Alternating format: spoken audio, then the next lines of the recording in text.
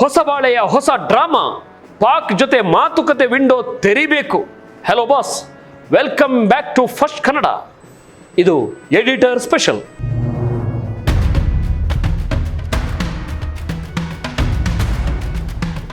ಇವತ್ತಿನ ಈ editor special 100ನೇ episode. ಕಳೆದ 3 ತಿಂಗಳಿಂದ ನಮ್ಮ ಪ್ರಯತ್ನವನ್ನು ಮೆಚ್ಚಿ ಯಾವುದೇ ಅಬ್ಬರವಿಲ್ಲದೆ ತಣ್ಣಗೆ ನಾವು ನೀಡುತ್ತಿರುವ ಸುದ್ದಿ ವಿಶ್ಲೇಷಣೆಗಳನ್ನು ಚಳುವಳಿಯಂತೆ ನಾಡಿ ನಗಲಕ್ಕೆ ಹರಡುತ್ತಿರುವ ನಿಮಗೆಲ್ಲ ನಾವು ಯಾವತ್ತಿಗೂ ಚಿರಋಣಿಯಾಗಿದ್ದೇವೆ. ಈ ಪ್ರೀತಿ ವಿಶ್ವಾಸ ಎಂದಿಗೂ ಹೀಗೆ ಇರಲಿ ಸ್ನೇಹಿತರೆ. ಬನ್ನಿ ಇವತ್ತಿನ ಟಾಪಿಕ್ ಕಡೆಗೆ ನೋಡೋಣ. ನಾವು ಕವರ್ ಮಾಡ್ತಿರೋದು ಒಂದು ಬರ್ನಿಂಗ್ ಟಾಪಿಕ್. ನಾವು ದಿನ ಬೆಳಗಾದ್ರೆ ಟಿವಿ ನ್ಯೂಸ್ ಚಾನೆಲ್ಗಳಲ್ಲಿ ವಿಶ್ವಗುರು ಡಂಕಾ ಬಜರಹ ಹೇ ಅನ್ನೋ ಮಾಸ್ ಬಿಲ್ಡಪ್ಗಳನ್ನು ನೋಡ್ತೀವಿ ಅಲ್ವಾ. ಆದರೆ ರಿಯಾಲಿಟಿ ಏನು ಗೊತ್ತಾ? ನಮ್ಮ ಸುತ್ತಮುತ್ತಲಿನ ಪುಟ್ಟ ಪುಟ್ಟ ದೇಶಗಳೇ ನಮಗೆ ಕ್ಯಾರೆ ಅಂತಿಲ್ಲ ಗುರುವೇ. 2014ರಲ್ಲಿ ಶುರುವಾದ ಈ ನೆರೆಹೊರೆ ಮೊದಲು ನೇಬರ್ಹುಡ್ ಫಸ್ಟ್ ಪಾಲಿಸಿ ಹೇಗೆ ಫ್ಲಾಪ್ ಆಗಿ ನೆರೆಹೊರೆ ಕಳೆದುಕೊಂಡ ನೇಬರ್ಹುಡ್ ಲಾಸ್ಟ್ ಪಾಲಿಸಿ ಆಯಿತು ಅನ್ನೋದನ್ನ ಫ್ಯಾಕ್ಟ್ ಸಮೇತ ಪೋಸ್ಟ್ ಮಾರ್ಟಮ್ ಮಾಡೋಣ ಬನ್ನಿ. ಅದರ ಜೊತೆಗೆ ಇತ್ತೀಚೆಗೆ ಸಾಕ್ಷಾತ್ RSS ನಾಯಕರೇ ಪಾಕಿಸ್ತಾನದ ಜೊತೆ ಮಾತುಕತೆ ಅಂತ ಸ್ಫೋಟಕ ಹೇಳಿಕೆ ಕೊಟ್ಟಿದ್ದಾರೆ.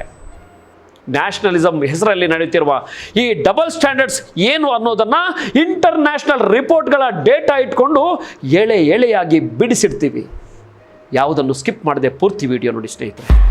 RSS ನಾಯಕರ ಪಾಕ್ ಮಾತುಕತೆ ಹೇಳಿಕೆ, ಅಮೆರಿಕನ್ ಪ್ರೆಷರ್ ಮತ್ತು ಗೋಧಿ ಮೀಡಿಯಾಗಳ ಬೂಟಾಟಿಕೆ. ಮೊದಲಿಗೆ ಈ RSS ಮ್ಯಾಟರ್ಗೆ ಬರೋಣ. 2026ರ ಮೇ ತಿಂಗಳಲ್ಲಿ RSS ಪ್ರಧಾನ ಕಾರ್ಯದರ್ಶಿ ದತ್ತಾತ್ರೇಯ ಹೊಸಬಾಳೆ ಅವರು PTIಗೆ ನೀಡಿದ ಸಂದರ್ಶನದಲ್ಲಿ ಪಾಕ್ ಜೊತೆ ಮಾತುಕತೆ ವಿಂಡೋ ತೆರಿಬೇಕು, ನಾವು ಒಂದೇ ರಾಷ್ಟ್ರವಾಗಿದ್ದೇವೆ ಅಂತ ಹೇಳಿಕೆ ಕೊಟ್ಟಿದ್ದಾರೆ. That ultimately the civic society relations and because we have a cultural relation, we have been one nation. Yes. So that has to be emphasized by some people at least. That's why diplomatic relations are maintained. Okay. Trade and commerce goes on. Yeah.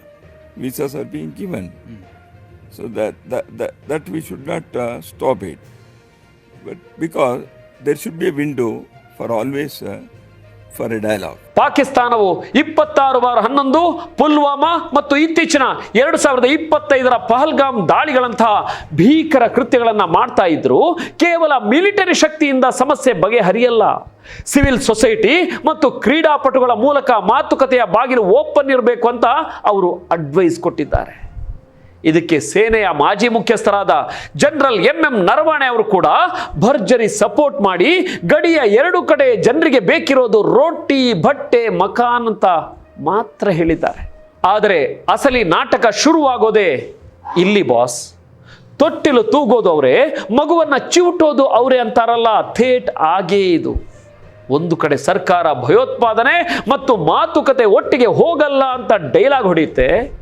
2025ರ May ತಿಂಗಳಲ್ಲಿ ಪಾಕಿಸ್ತಾನದ ಮೇಲೆ operation Sindoor ಮಾಡಿ 13 Pak air ಕ್ರಾಫ್ಟ್ಗಳನ್ನು ಹೊಡೆದುರುಳಿಸಿದ್ವಿ ಅಂತ mass build up ಕೊಡುತ್ತೆ. ಆದರೆ sudden ಆಗಿ ಮಾತೃ ಸಂಸ್ಥೆ RSSನಿಂದ ಇಂಥದ್ದೊಂದು ಸಾಫ್ಟ್ ಧೋರಣೆ ಬುಸ್ ಅಂತ ಹೊರಗೆ ಬರುತ್ತೆ.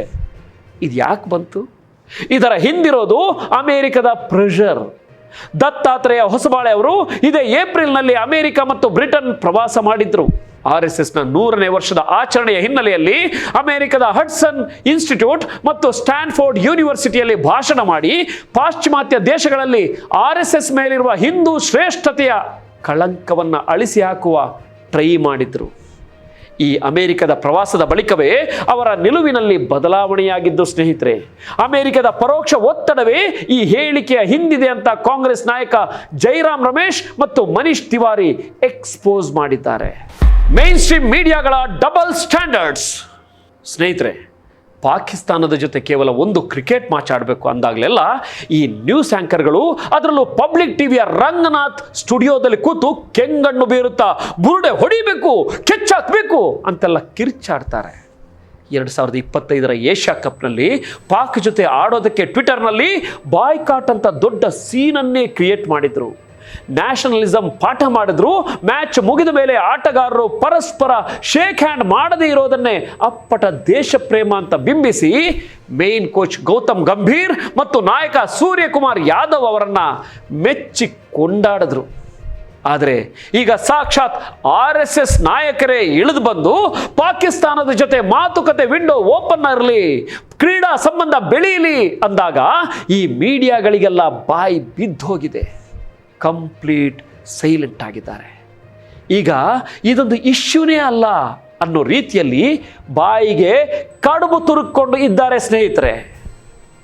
ಸಪೋಸ್ ಇದೇ ಮಾತನ್ನ ವಿರೋಧ ಪಕ್ಷದ ರಾಹುಲ್ ಗಾಂಧಿ ಅವರು ಇನ್ಯಾರೋ ವಿಪಕ್ಷದವರು ಹೇಳಿದ್ರೆ ಇಷ್ಟೊತ್ತಿಗೆ ಅವರನ್ನ ಪಾಕಿಸ್ತಾನಕ್ಕೆ ಹೋಗಿ ಯು ಆಂಟಿ ನ್ಯಾಷನಲ್ ಅಂತ ಟ್ಯಾಗ್ ಹಾಕ್ತಿದ್ರು. ಇದು ಇವರ ಫೇಕ್ ನ್ಯಾಷನಲಿಸಂನ ಪಕ್ಕ ಎಕ್ಸಾಂಪಲ್ ಅಲ್ವಾ? ಸುತ್ತಮುತ್ತಲಿನ ದೇಶಗಳು ಯಾಕೆ ನಮ್ಮಿಂದ ದೂರ ಆಗ್ತಿವೆ?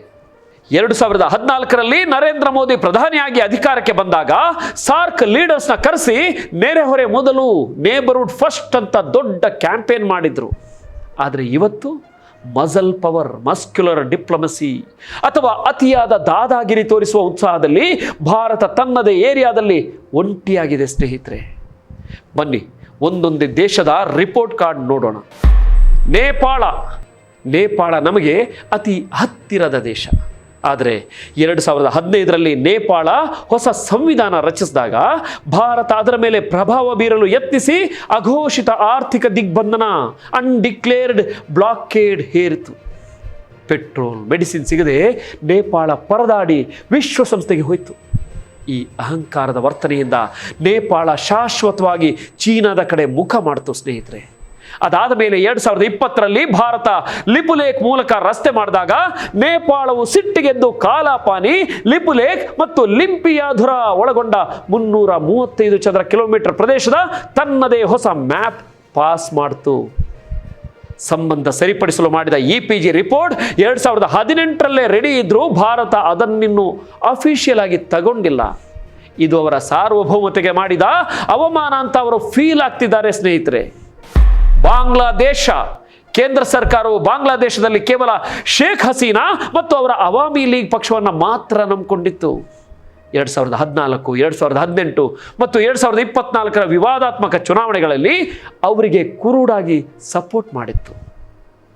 ಇದರ ಪರಿಣಾಮ 2024ರ ಆಗಸ್ಟ್ನಲ್ಲಿ ಬೃಹತ್ ಕ್ರಾಂತಿಯಾಗಿ ಶೇಖ್ ಹಸೀನಾ ಓಡಿ ಬರಬೇಕಾಯಿತು. ಅಲ್ಲಿನ ಜನರ ಸಿಟ್ಟೆಲ್ಲ ಡೈರೆಕ್ಟ್ ಆಗಿ ಇಂಡಿಯಾ ಔಟ್ ಅಭಿಯಾನವಾಗಿ ಕನ್ವರ್ಟ್ ಆಯಿತು ಸ್ನೇಹಿತರೆ. ಮಾಲ್ಡೀವ್ಸ್, ಇಲ್ಲಿ 2023ರಲ್ಲಿ ಮೊಹಮ್ಮದ್ ಮೈಜಾ ಅವರು ಇಂಡಿಯಾ ಔಟ್ ಅಂತ ಹೇಳ್ಕೊಂಡೇ ಎಲೆಕ್ಷನ್ ಗೆದ್ರು. 2024ರ ಜನವರಿಯಲ್ಲಿ ಮೋದಿ ಲಕ್ಷದ್ವೀಪಕ್ಕೆ ಹೋದಾಗ ಮಾಲ್ಡೀವ್ಸ್ನ 3 ಮಂತ್ರಿಗಳು ಮೋದಿಯವರನ್ನ ಕ್ಲೌನ್ ಅಂದ್ರೆ ಜೋಕರ್ ಮತ್ತು ಪಪೆಟ್ ಆಫ್ ಇಸ್ರೇಲ್ ಅಂತ ಕರೆದು ಅವಮಾನಿಸಿದ್ರು. ನಮ್ಮವರು ಸೋಷಿಯಲ್ ಮೀಡಿಯಾದಲ್ಲಿ ಟ್ವಿಟರ್ ವಾರ್ ಮಾಡಿದ್ರು.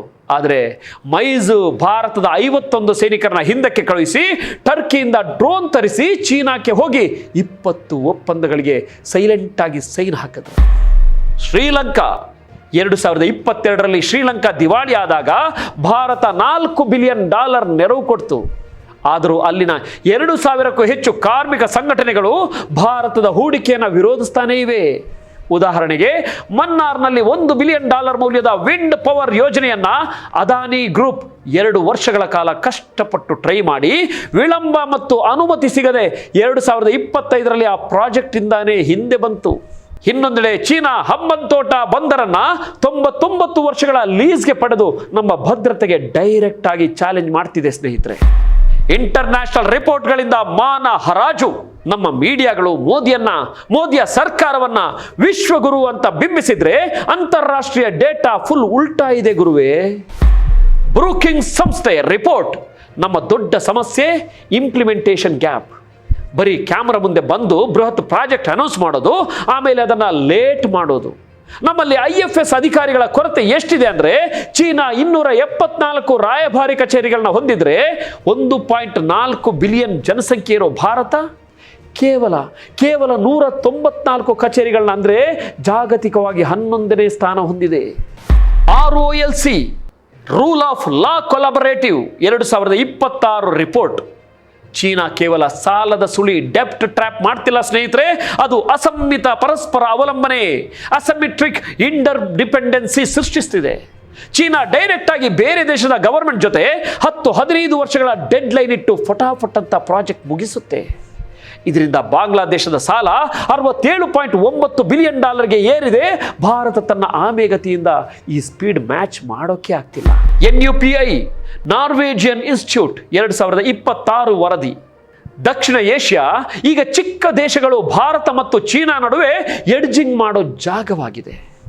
ಹಿಂದೂ ಮಹಾಸಾಗರದಲ್ಲಿ ಚೀನಾ 370 ಯುದ್ಧ ನೌಕೆಗಳನ್ನು ಹೊಂದಿದ್ರೆ ಭಾರತ ಕೇವಲ 132 ಯುದ್ಧ ನೌಕೆಗಳನ್ನು ಇಟ್ಕೊಂಡು ಹೆಣಗಾಡ್ತಿದೆ.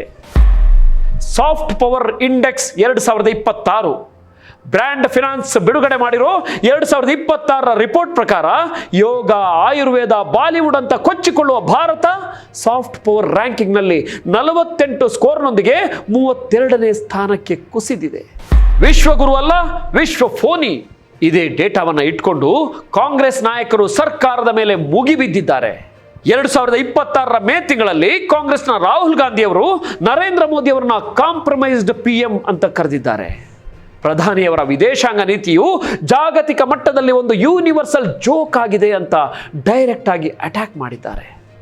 ಇತ್ತೀಚೆಗೆ ಅಮೆರಿಕವು ರಷ್ಯಾ ತೈಲ ಖರೀದಿಸಲು ಭಾರತಕ್ಕೆ ಕೇವಲ 30 ದಿನಗಳ ವಿನಾಯಿತಿ ಕೊಟ್ಟಿದೆ. ಇದರ ಬಗ್ಗೆ ಕೆಂಡಾಮಂಡಲವಾಗಿರುವ ಮಲ್ಲಿಕಾರ್ಜುನ ಖರ್ಗೆ ಅವರು ಇಂಥ ಭಾಷೆಯನ್ನ ಸ್ಯಾಂಕ್ಷನ್ ಆಗಿರೋ ದೇಶಗಳಿಗೆ ಬಳಸ್ತಾರೆ ಹೊರತು ಭಾರತಕ್ಕಲ್ಲ. ಪ್ರಧಾನಿಯವರು ಎಪ್ಸ್ಟೈನ್ ಫೈಲ್ಸ್ ಮತ್ತು ಅದಾನಿ ಕೇಸ್ನಲ್ಲಿ ಬ್ಲ್ಯಾಕ್ ಮೇಲ್ಗೆ ಒಳಗಾಗಿರೋದ್ರಿಂದಲೇ ಭಾರತದ ಸ್ಟ್ರಾಟಜಿಕ್ ಅಟಾನಮಿ ಅಮೆರಿಕದ ಮುಂದೆ ಅಡವಿಟ್ಟಿದ್ದಾರೆ ಅಂತ ಡೈರೆಕ್ಟ್ ಆರೋಪ ಮಾಡಿದ್ದಾರೆ. ದೇಶದ ಫಾರಿನ್ ಪಾಲಿಸಿ ಕೇವಲ ಒಬ್ಬ ವ್ಯಕ್ತಿಯ ಇಮೇಜ್ ಬಿಲ್ಡ್ ಮಾಡ್ಕೊಳ್ಳೋಕೆ ಮಾತ್ರ ಯೂಸ್ ಆಗ್ತಿದೆ ಸ್ನೇಹಿತರೆ. ಇದಕ್ಕೆ ಇವರನ್ನ ವಿಶ್ವಗುರು ಅಲ್ಲ, ವಿಶ್ವ ಫೋನಿ ಅಂತ ಕಾಂಗ್ರೆಸ್ ಲೇವಡಿ ಮಾಡಿದೆ. ಬಾಸ್, ಇದೆಲ್ಲ ನೋಡಿದಾಗ ನಮಗೆ ಅರ್ಥ ಆಗಬೇಕಾಗಿರೋದು ಇಷ್ಟೇ. ಕೇವಲ ವಾಟ್ಸಪ್ ಯೂನಿವರ್ಸಿಟಿಯಲ್ಲಿ ನಮ್ಮನ್ನು ನೋಡಿ ಜಗತ್ತು ನಡುಗುತ್ತಿದೆ ಅಂತ ಬಿಲ್ಡಪ್ ಕೊಡೋದು ಬೇರೆ, ಗ್ರೌಂಡ್ ರಿಯಾಲಿಟಿ ಬೇರೆ. ನಮ್ಮ ಪಕ್ಕದ ಮನೆಗಳೇ ನಮ್ಮನ್ನು ಬಿಟ್ಟು ಚೀನಾದ ಜೊತೆ ಡೀಲ್ ಮಾಡ್ತಿವೆ ಸ್ನೇಹಿತರೆ. RSS ನಾಯಕರು ಸಡನ್ ಆಗಿ ಅಮೆರಿಕನ್ ಪ್ರೆಷರ್ಗೆ ಮಾಡಿದು ಪಾಕಿಸ್ತಾನದ ಜೊತೆ ಮಾತುಕತೆ ನಾಟಕ ಆಡ್ತಿರೋದು ಮತ್ತು ಅದಕ್ಕೆ ನಮ್ಮ ಮೀಡಿಯಾಗಳು ಕ್ರಿಕೆಟ್ ಮ್ಯಾಚ್ಗೆ ಆಡೋ ಬಾಯ್ಕಾಟ್ ಡ್ರಾಮಾವನ್ನು ಬಿಟ್ಟು ಬಾಯಿ ಮುಚ್ಚಿಕೊಂಡು ಸೈಲೆಂಟ್ ಆಗಿರೋದು ಇವರ ಫೇಕ್ ನ್ಯಾಷನಲಿಸಮ್ನ ಬಯಲು ಮಾಡ್ತಿದೆ. ಡಿಪ್ಲೊಮಸಿ ಅನ್ನೋದು ಬರೀ ಫೋಟೋಶೂಟ್ ಅಲ್ಲ ಗುರು, ಅದು ಟ್ರಸ್ಟ್ ಮತ್ತು ಡೆಲಿವರಿಯಿಂದ ನಡೆಯೋದು. ಈ ಎಪಿಸೋಡ್ ನಿಮಗೆ ಇಷ್ಟ ಆಗಿದ್ರೆ ವಿಡಿಯೋನ ಲೈಕ್ ಮಾಡಿ, ಶೇರ್ ಮಾಡಿ. ಈ ವಿಶ್ವಗುರು ಡ್ರಾಮಾ ಬಗ್ಗೆ ನಿಮ್ಮ ಒಪಿನಿಯನ್ ಏನು ಅಂತ ಕಮೆಂಟ್ ಮಾಡಿ. ಮುಂದಿನ ವಿಡಿಯೋದಲ್ಲಿ ಸಿಗೋಣ. Take care. ನೋಡ್ತಾ ಇರಿ ಫಸ್ಟ್ ಕನ್ನಡ, ಆಗೋದಲ್ಲ ಒಳ್ಳೆಯದಕ್ಕೆ. ನಮಸ್ಕಾರ. ಜೈ ಹಿಂದ್.